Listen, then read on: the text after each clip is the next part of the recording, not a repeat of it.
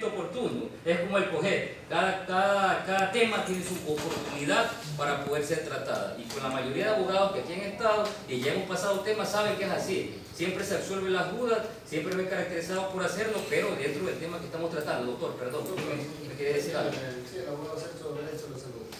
Yo entendí muy claro lo que usted está manifestando. Lo que sí, yo pienso que esa persona que hizo esa pregunta se va a quedar con esa duda. Se va a quedar con esa duda y ese vacío. Yo pienso que mejor es poco lo que nos exponga, que nosotros aprovechemos a que usted nos exponga de una manera muy acelerada y no entendamos nada, porque yo pienso que nos vamos a quedar con esa duda. Eso nada más. Doctor. Doctor, estaba escuchando sobre el asunto de la prueba nueva y de los hechos nuevos que se puede fundamentar en la apelación. La prueba nueva constantemente la aplicamos, de hecho que resulta nuevo la sentencia. Los hechos nuevos. ¿No estaríamos hablando cómo ustedes lo aplicarían o fundamentarían, motivarían sobre qué hechos que se van a acontecer nuevos, que no fueron planteados en la fundamentación de la demanda? Estarían resolviendo sobre hechos que en segunda instancia recién aparecen para que ustedes puedan conocerlos. Entiendo la pregunta. Eso se llama la prohibición de mutatio liberis, es decir, que no se puede modificar el objeto del libelo de la demanda. Los hechos nuevos son congruentes, porque si no se vulneraría el principio de congruencia, son congruentes con lo planteado en la demanda, en la contestación a la demanda, en la reconvención o en la contestación a la reconvención de haber. Ya, los hechos nuevos, empecé diciendo que son excepcionales, se los dije varias veces, ¿verdad? No es que suceden en todo proceso. Un hecho nuevo aparecerá de manera esporádica, de pronto, en un caso, pero como les puse el ejemplo, les voy a poner otro ejemplo.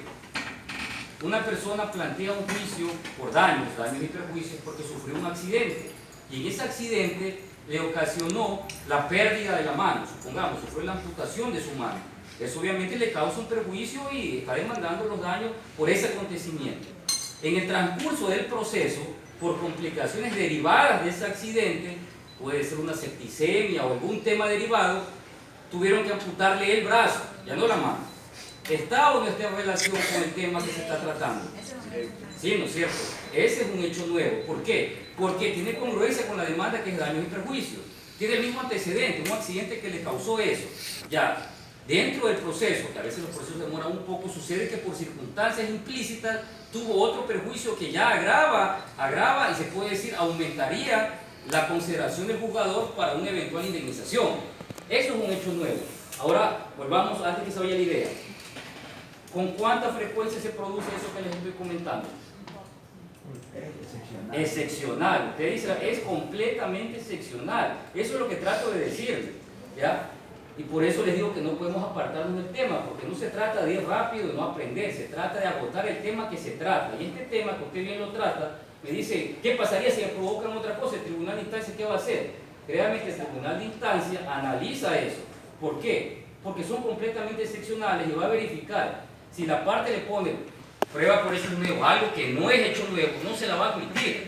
Y si le pone prueba nueva, que no fue obtenida después de la sentencia, no se la va a admitir, porque si se la admitiera, está vulnerando primero el principio de congruencia entre lo pedido, ¿verdad?, y lo que ha sido materia del debate. Y segundo, porque no se puede actuar pruebas que en su debido momento procesal no fueron practicadas, en el caso de la prueba nueva, o hechos que no se trata de hechos nuevos, es el mismo hecho. Casualmente, en la mayoría de casos, ya les digo, yo no he visto hasta el día de hoy, en la experiencia que tengo en la sala, un solo caso de hecho nuevo, un solo caso. Ya, para que tengan idea de la excepcionalidad del hecho nuevo. Puede haber, hemos dado dos ejemplos, pero solo del ejemplo ustedes deduzcan que son sumamente excepcionales. Lo que la ley trata de decir es, da esa oportunidad, da la oportunidad que puede pasar, pero no significa que acontezcan con mucha frecuencia. Lo normal es que demanda, contestación, reconvención, contestación a la reconvención. Eso es lo que se va a tratar y eso es lo que se debe probar. Y como ustedes ya conocen, se han ejercido en el COGET, la mayoría de casos en prueba se hace la contradicción en primera instancia. El tribunal de segunda instancia solo conocería prueba por estos dos presupuestos que les acabo de decir. Bien, ¿alguna duda respecto a eso, doctor? Doctor, gracias por la oportunidad. solamente para ahondar en un asunto, porque podría ocurrir el caso que ese hecho nuevo que se da dentro de un proceso podría también virtualmente caer en otra acción legal por ese hecho nuevo. Entonces, si que aconteciese así, entonces ya no estaríamos frente a un hecho nuevo, o puede concurrentemente elegir la parte que se siente perjudicada, elegirlo para proponerlo como un hecho nuevo, o bien acudir para plantear una nueva acción. Si me permite, de pronto, desenlazar mejor, se plantea un amparo posesorio por una perturbación. En el camino del trámite, digo que, por ejemplo, la calificación de la demanda, antes de que se señale fecha para la audiencia, acontece de que ya no hay esa simple perturbación, sino de que se lo despoja violentamente del inmueble o del bien. Y entonces estamos frente a una posible nueva acción, ¿no es cierto?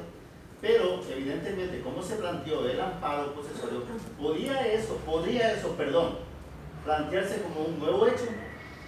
A ver, usted mismo lo ha dicho, por sus propias palabras, usted mismo lo ha dicho. Si usted ha planteado un amparo posesorio, ¿verdad? Al momento que se cita la demanda, el demandado se va a defender de ese amparo posesorio, es decir, va a analizar los presupuestos del amparo y plantear su defensa. Estamos en el caso de que no haya allanamiento, sino una defensa. Si me dice que después sucede un despojo violento, otros son los presupuestos del despojo violento. Entonces, lo que dijo acá el doctor, no se puede, y les vuelvo a decir, la provisión de mutato y libere, combinar, mezclar, como lo quieran tratar, cuestiones que pueden provocar que se dé una resolución incongruente, porque no se puede resolver en la misma sentencia un amparo posesorio que tiene unos presupuestos con un despojo violento.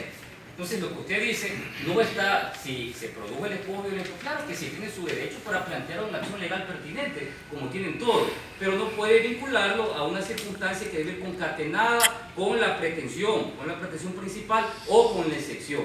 Eso es lo que los jueces deben analizar, y de hecho se analiza porque no se puede introducir bajo decir son hechos nuevos cuestiones que no tengan vinculación, inclusive que tengan hasta procedimientos distintos, como que esté conociendo en un sumario y de pronto la cuestión que se trata de ver es un procedimiento ordinario, ¿cierto? Porque se vulneraría ahí un proceso. Son cuestiones que se analizan de conformidad con lo que sucede en cada caso específico, pero vuelvo y les repito, el hecho nuevo y la prueba nueva son muy pero muy excepcionales, porque generalmente, ¿qué prueba se obtiene después de la sentencia en primera instancia? Se dicta la sentencia en primera instancia, ¿verdad? Luego se apela, se fundamenta, se convoca audiencia, pasará un transcurso pronto de 2 meses, 3 meses. ¿Qué prueba pueden obtener que no hayan ya litigado y controvertido en primera instancia?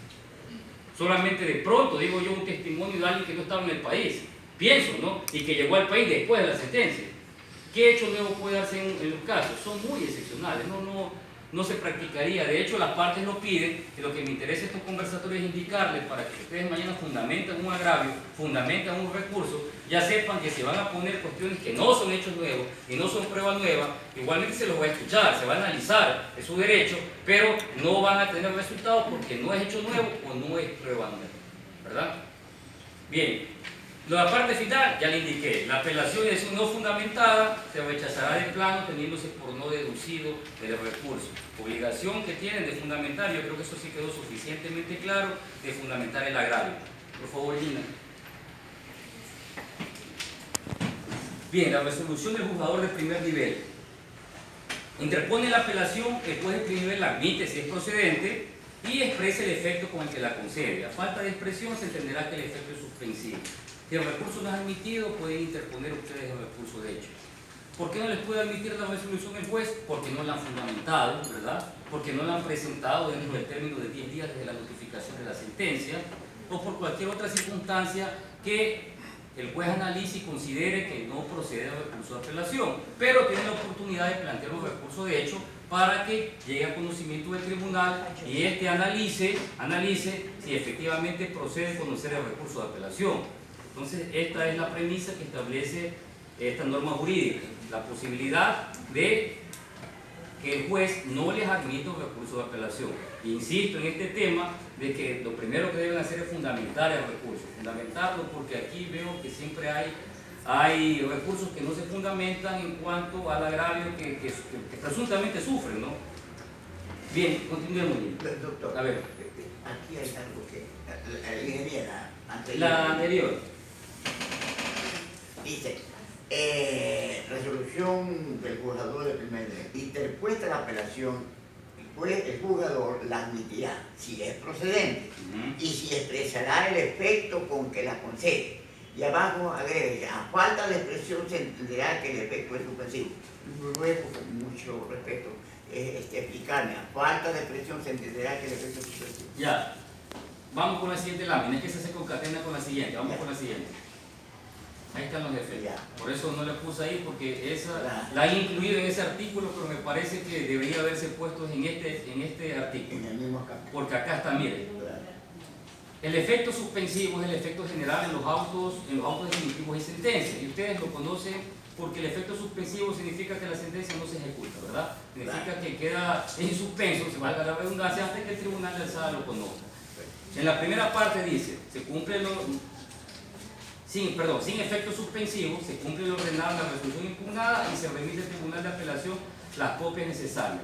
Este es el caso típico del juicio ejecutivo. El juicio ejecutivo dice claramente que no tiene efecto suspensivo.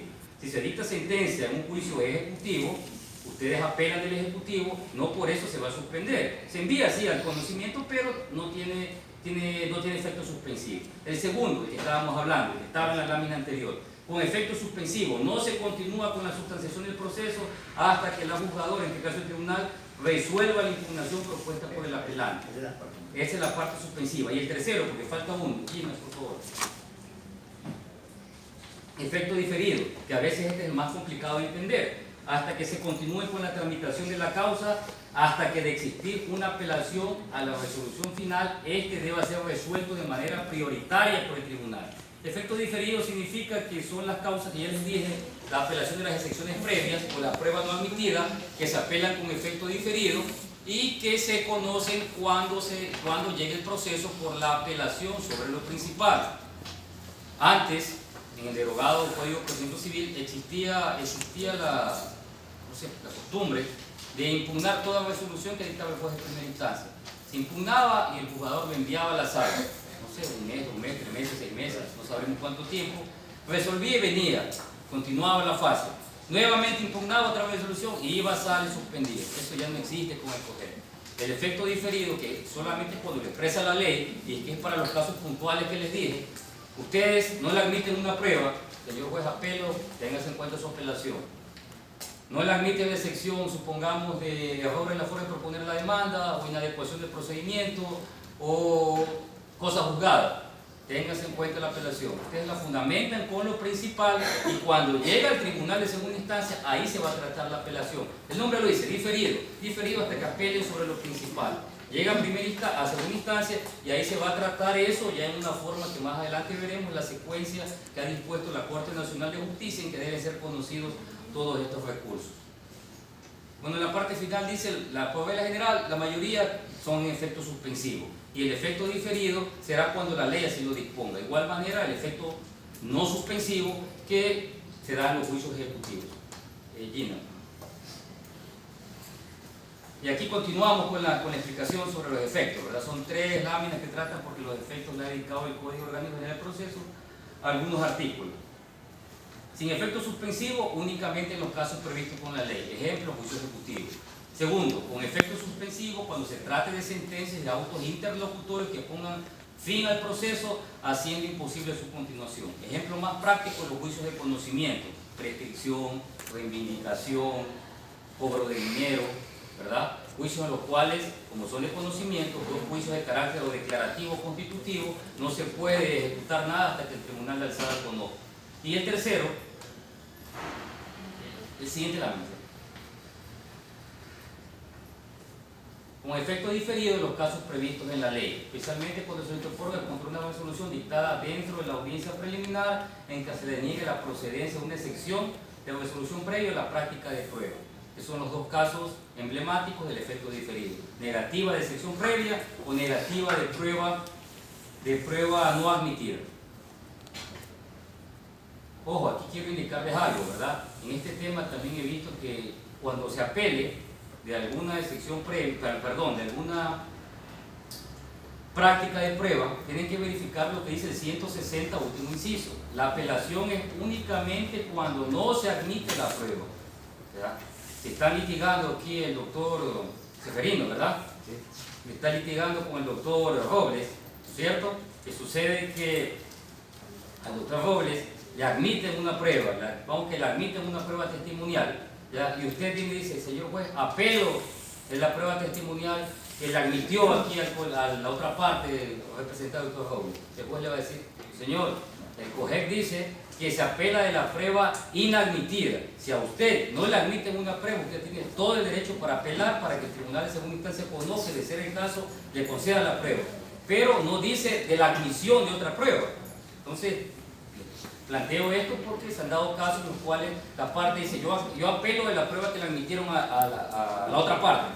No, se apela de la prueba que me inadmitieron a mí. Eso es lo que dice el artículo 160, último inciso del COGEC.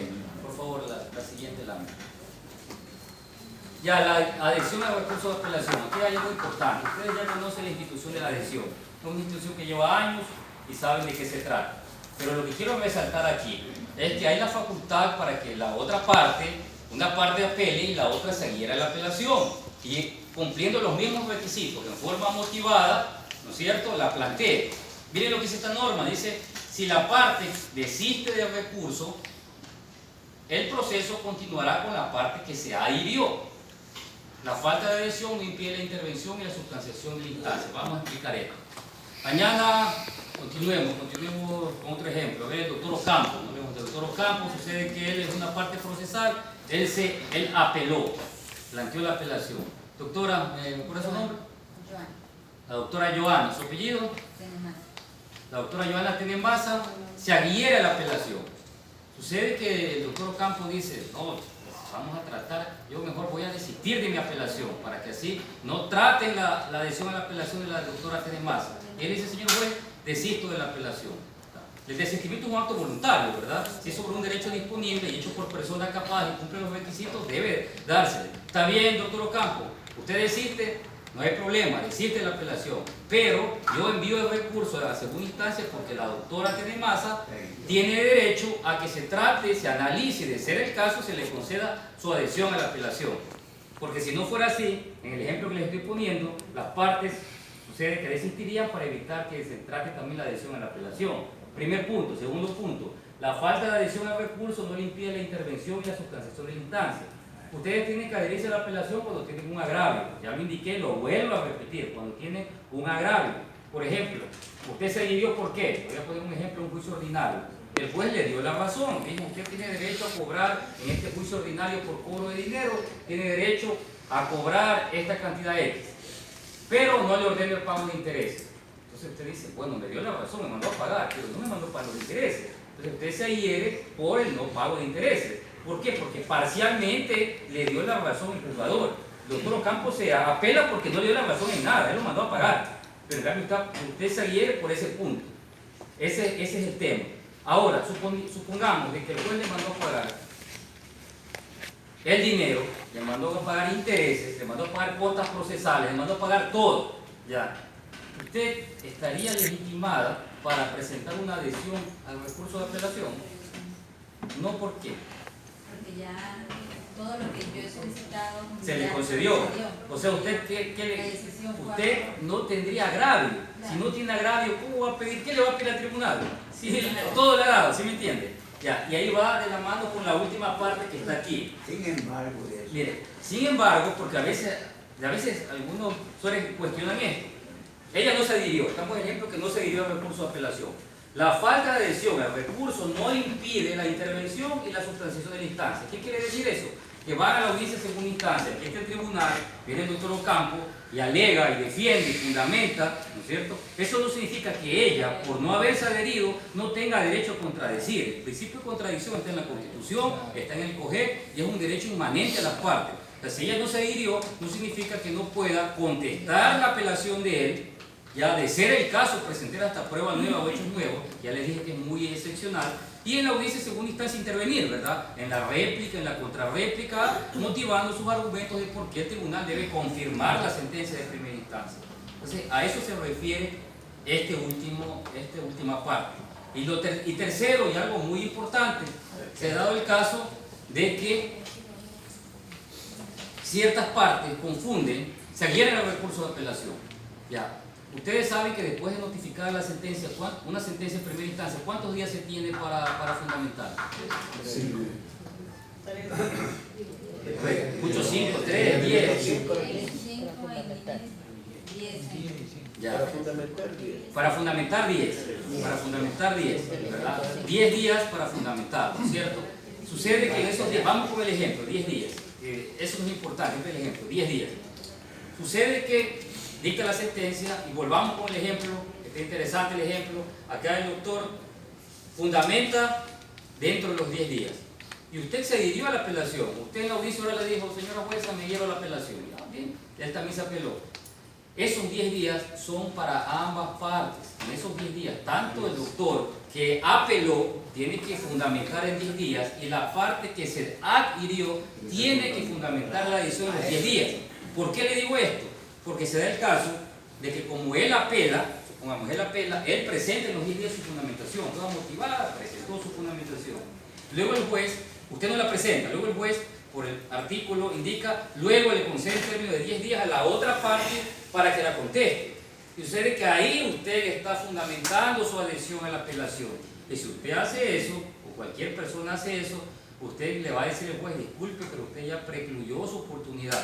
Él apeló y usted se adhirió. Para efectos prácticos solo cambia el nombre, apelación, adhesión, pero la obligación de fundamentarla es idéntica para ambas partes procesales por la igualdad que tienen las partes. En los 10 días tiene que fundamentarla.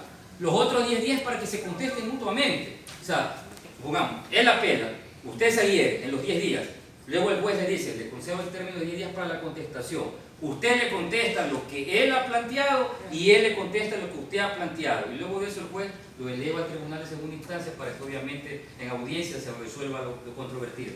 ¿Sí está claro esto, no? Si usted no hace eso, va a precluir su término y le va a decir falta de fundamentación de la adhesión a la apelación en el término pertinente, por lo tanto, conformidad con 258. Sí, es que sería... Ahora, una pregunta. Manifiesta que la adhesión, o sea, me refiero a la parte última, la parte de adhesión al recurso no impide la intervención de la sustentación, ¿no? Entonces, por ende, digamos que se me pasó el tiempo para fundamentar mi adhesión. Yo puedo contestarle a la persona en base a lo que dice el artículo, el último inciso.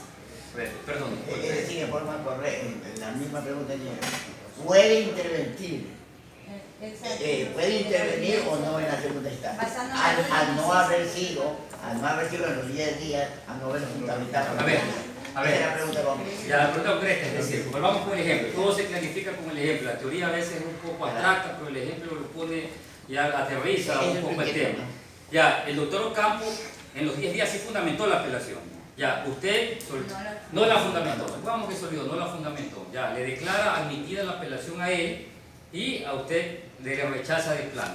Luego va a segunda instancia. ¿Cuál es la duda de segunda instancia? ¿Se puede hacer qué? Ya, puedo contestar en base al segundo inciso por la réplica y la contrarréplica. Claro ya que que sí, no puedo, claro que sí. o sea, Lo ya que eso no ya me puede, impide. a ver, la apelación y la adhesión a la apelación tiene un denominador común, el agravio, ¿no es cierto? Claro, pero puede ser tomado en cuenta entonces por los jueces. Escúcheme. Déjeme terminar la idea.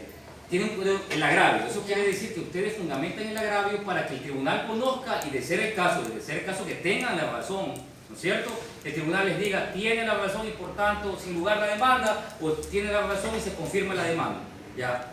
El hecho que usted no haya fundamentado no significa que el tribunal no le va a prohibir su intervención, pero lo que yo entiendo, no sé si estoy mal, es que usted me dice que si puede fundamentar la adhesión en segunda instancia. No. A ver. Si puede intervenir, porque ya me quedé... Si puede intervenir contestando. Claro. Y de alguna manera fundamental, o sea, pelear, aunque sea con lo que yo tengo en ese momento, en forma de contestar. O sea, lo que usted va a hacer en segunda instancia es contestar la demanda, claro. y obviamente en esas contestaciones ya va a replicar y le va a decir, no tiene razón porque yo probé con la factura, los correos electrónicos, con las órdenes, con los comprobantes de retención, la obligación constitutiva y el requisito incausado, ¿no es cierto? sí me pagaron bien los intereses porque en cuanto a la mora debieron haberlos pagado, la fecha de citación a la demanda, que fuera con el artículo, usted va a exponer, el tribunal no le va a limitar, tienen ese derecho. Por eso, supongamos que dos partes, pongamos el ejemplo mejor, él apeló y usted no apeló, van a segunda instancia. Él va a fundamentar su apelación. Usted tiene todo el derecho para intervenir contestando lo que él dice, luego él va a hacer su réplica y su contrarréplica. Ese derecho no se lo quitan por el no haber apelado, por no haberse adherido a la apelación. Claro, tiene que asistir a la audiencia, ¿no? Sí, es un derecho inmanente de las partes de la contradicción. No necesita ponerlo. Voy a preguntar, ¿por qué ese derecho nace por el principio de contradicción? Claro, si usted se adhiere, tiene el derecho de fundamentar el presunto agravio que el tribunal considere. Pero si usted no lo hace, acuérdese que ya le dije, dos principios claros, tanto un devolutum cuanto un apelatum. Solo me apeló él. Yo solamente puedo pronunciarme respecto a lo que dice él. Ya, y no reformato imperius, que es cuando hay un solo apelante, no le puedo agravar la situación de la persona que ha apelado, que también se aplica para materia procesal civil. Así no hay ningún inconveniente. Doctor, una preguntita. Y si al apelar después desisto en segunda instancia de continuar con la apelación, ¿estoy obligado a concurrir a la audiencia? Mire, el artículo 79, último inciso del Código Orgánico General de Procesos establece que todo se resuelve en audiencia. Una vez convocada la audiencia, esa norma jurídica dice todo incidente se resolverá en audiencia. Si usted, supongamos, desiste, tiene que ir a la audiencia. Ya, desistió, puede hacerlo oralmente en la audiencia, puede presentarlo por escrito, pero el tribunal lo que le va a decir es, en la audiencia se analizará y se resolverá. Va a la audiencia, oralmente expone, junto con su abogado, la parte, a viva voz indica, el tribunal que analiza, si es un derecho disponible en las partes, por ejemplo, no están involucrados menores de edad, no son derechos del Estado, tiene que ver que no hay inhabilidades para desistir. Verificar todo eso, ¿no es cierto? Si ve que no hay problema, le van a aceptar el desistimiento, de aceptar el desistimiento, entonces no hay que tratar nada en segunda instancia porque la otra parte no apeló. Si usted desistió, ya entonces ¿para qué va a intervenir si ya con su sentencia está el derecho allí? Y otra cosa, si usted desiste, ojo, desiste del recurso de apelación. No, algunas partes a veces confunden que si desisto en segunda instancia, yo desisto de la demanda. No, se desiste de la apelación. Por eso es segunda instancia. La doctora Castacuya tiene una duda. Sí. Doctora. Sí, doctor. En el recurso, en la adhesión al recurso, la adhesión tiene que ser sobre el punto que apela la otra parte, o se puede adherir a otro aspecto que se sienta agraviada. Bien, buena pregunta, doctora. Ese tema es un tema que lo debaten doctrinarios, procesalistas y todavía sigue en debate. La adhesión a la apelación existe desde hace más de 150 años, desde que los primeros códigos procesales, no solo en Ecuador, sino en América Latina, existen, ¿verdad? Siempre ha existido apelación y adhesión a la apelación. Una postura doctrinaria dice, la primera parte de su pregunta, si yo apelo, la adhesión debe ir concatenada con la apelación, ¿cierto? La otra postura doctrinaria dice, la apelación y la adhesión a la apelación son completamente independientes y cada cual fundamenta en base al agravio que indica haber sufrido. El Código Orgánico General de Procesos del Ecuador no ha establecido de que la adhesión tenga que ser concatenada con el recurso de apelación, de lo cual se colige de que la adhesión a la apelación, puede ser sobre cualquier otro factor, ¿ya? Si hubiera alguna norma que lo limitara, pero el artículo que estamos citando dice inclusive de que si la otra parte desiste de la apelación, ¿no es cierto? El que se adhirió puede continuar, de lo cual se colige que si él desiste de la apelación, que apeló de todo, la sentencia que le causaba agravio, ¿ya? Y si ella se adhirió por otra cosa, tiene derecho para que se continúe tratando, ¿no? Entonces, lo que le digo es de que efectivamente eso es cuestión procesal, así como se debate el tema de las pruebas de oficio y la doctrina procesal, no solo latinoamericana, sino mundial, ¿no? Si los jueces están facultados para ordenar pruebas de oficio, se debe limitarse al principio dispositivo de las partes. Son debates doctrinarios de escuelas jurídicas que tienen años debatiendo esos temas y que tienen posturas encontradas. La norma jurídica, que es lo que nos rige, no nos pone límite. Entonces, en mi opinión, considerando lo que dice el COGEC, si la norma procesal no lo ha limitado, no corresponde a los jugadores limitarlo. Podría aceptarse una adhesión que sea sobre otro tema no concatenado con la apelación sobre lo principal. Pero podría aceptarse, puede que otros jueces en su sana crítica no lo acepten. Miren, la sana crítica de todos los jueces conlleva que pueden analizar en base a la norma jurídica, ¿verdad? Son temas que se tratan. Sí, es verdad lo que usted dice. Los jueces no somos máquinas, los jueces somos personas, igual que ustedes, que analizamos, pensamos y tenemos criterio, y también podemos tomar posturas por determinadas escuelas doctrinarias respecto a un tema en común. Como les dije, hay una escuela que se llama el activismo, en la cual propugna una participación más proactiva del juez en un proceso. Hay otra escuela que se llama el garantismo, que dice, un momento, el artículo tal del código te dice que el principio dispositivo es el que se debe respetar y que el juez por excepción puede intervenir. Esas escuelas tienen autores muy connotados, como Michel Tarufo, como Alejandro Valoriu, sobre tratadistas procesalistas, sobre Vesco y de años que han opinado. Sin embargo, las normas jurídicas siempre toman una postura un poco, se puede decir, hasta cierto punto ecléctica, ¿no? Ya, el tema que les mencioné, el principio dispositivo rige en el Código Orgánico General de Procesos, pero el 168 permite la prueba de oficio de manera excepcional y motivada. En el tema que les digo, la norma no establece esa limitación, ¿verdad? Si un juez le indica eso, pues usted tiene, ya le indiqué, el recurso de apelación o el recurso de hecho para que llegue a un tribunal y 3 personas analicen y decidan, bueno, ¿qué está pasando?, ¿no? O sea, los debates jurídicos son así, son para enriquecerse y hay opiniones, pero siempre se basan primeramente lo que dice la norma, obviamente modulada por la jurisprudencia y por la doctrina, ¿verdad? Sigamos con la lámina.